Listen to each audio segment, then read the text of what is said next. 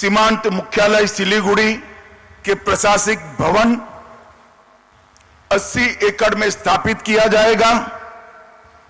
19वीं वाहिनी ठाकुरगंज का भी शिलान्यास हुआ।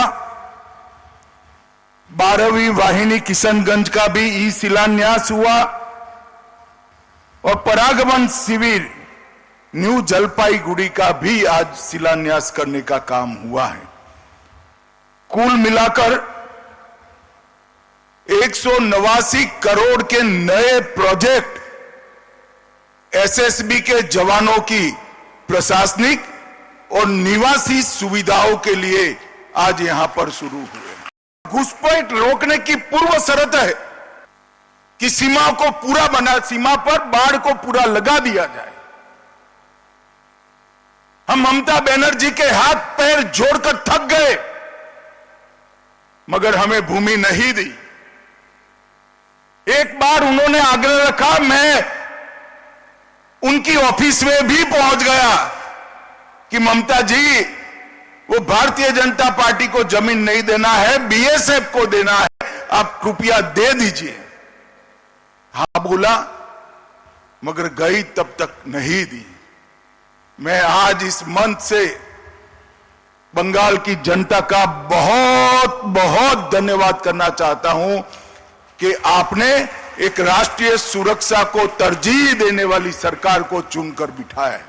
मैं शुभेंदु जी की बुरी प्रशंसा करना चाहता हूं कि जब से वो आए हैं, हमें सीमा सुरक्षा के लिए जो भी सहयोग चाहिए था गृह मंत्रालय को, हम सिर्फ फोन करते हैं, पत्र तो बाद में जाता है, पहले परमिशन मिल जाती है। सरकार के गठन के 43 दिन के भीतर ही 1129 एकड़ भूमि जो हम 2014 से मांगते थे, हमें मिलती नहीं थी।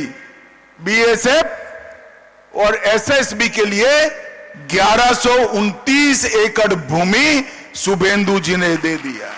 कुछ 29 एकड़ बाकी बचा है। सुबह नाश्ते पर आए तो मुझे लगा चलो उगाही करते हैं, तो बैठने के साथ ही उन्होंने कहा है 29 एकड़ का पैसा भेज दो, दूसरे ही दिन ऑर्डर हो जाएगा।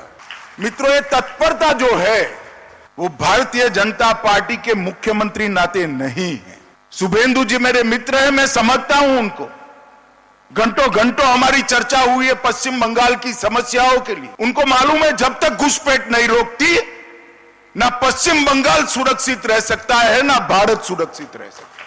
शुभेंदु जी ने एक बात कही कि पहली बार एसएसबी के कार्यक्रम में बंगाल के सीएम को आने का सौभाग्य मिला है। मैं इसको थोड़ा सुधार करना चाहता हूं। हम तो पुराने सीएम साहिबा को भी बुलाते थे, वो एसएसबी के कार्यक्रम में आना नहीं चाहती थी। एसएसबी हो, बीएसएफ हो, वो कोई पॉलिटिकल पार्टी या कोई एक सरकार की एजेंसी नहीं है। ये अहर्निश तपस्या और परिश्रम कर देश की सीमाओं की सुरक्षा करने वाला बल है। Irrespective of party policy, irrespective of party government, सभी राजनीतिक दलों को, चाहे बंगाल में हो या केंद्र में जो सरकार हो, सभी ने जवानों के साथ आत्मीय रिश्ता रखना चाहिए।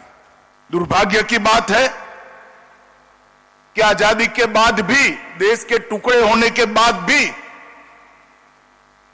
वंदे मातरम को कभी मन से स्वीकारा नहीं गया। जन भावनाओं को देखते हुए संसद में उसका गान तो होता था, सब खड़े भी होते थे, मगर मेरे जैसे कई लोगों के हृदय में एक दुख का भाव भी होता था कि आजादी के बाद भी वंदे मातरम पूरा गा नहीं सकती। मित्रों, गृह मंत्रालय ने